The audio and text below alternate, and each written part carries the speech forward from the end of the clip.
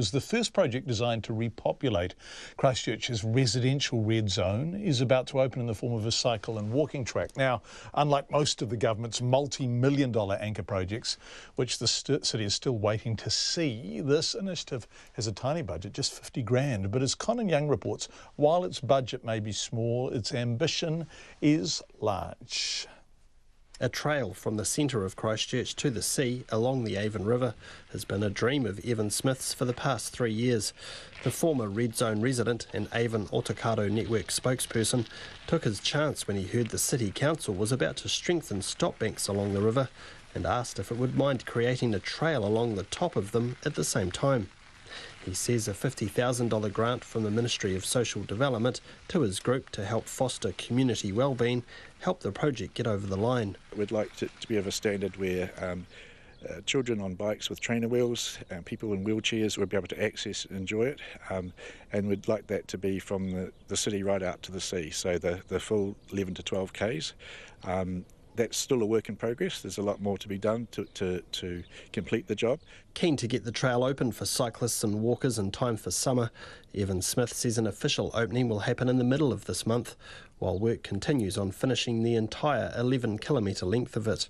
Probably from the town end, it's going to be more accessible for people with wheelchairs and with young kiddies, but on bikes. But both ends, we do have a serviceable trail at both ends. Bridge repairs and never-ending roadworks have made getting from A to B difficult in Christchurch lately.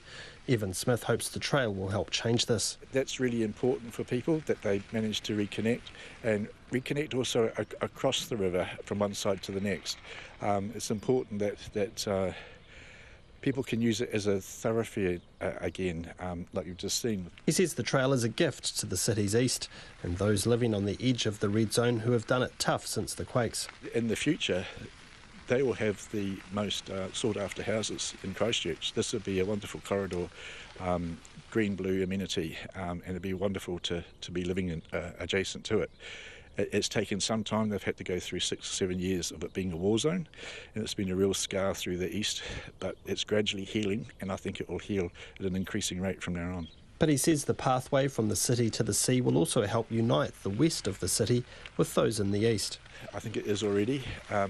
It'll encourage people from the west side of town to come exploring in the east, but also give people from the east easy access to the west as well, and to the city. It's connecting the city to the coastline, which is really important, I think. The project means a lot to Evan Smith, who raised his family in one of the 8,000 homes that were demolished here after the government decided the land was unsuitable to rebuild on again. I can still imagine the house being here quite vividly, and the backyard and where the kids used to play and everything else. It's still very real. And there's really meaningful pieces of the landscape still here that have some significance, only to my family, to nobody else. That tree there, the locust tree, we planted when my son was born. The trail will be officially opened on the 15th of October, with groups starting at either end and meeting in the middle. In Ototahi for Checkpoint, ko Conan Young tēnei.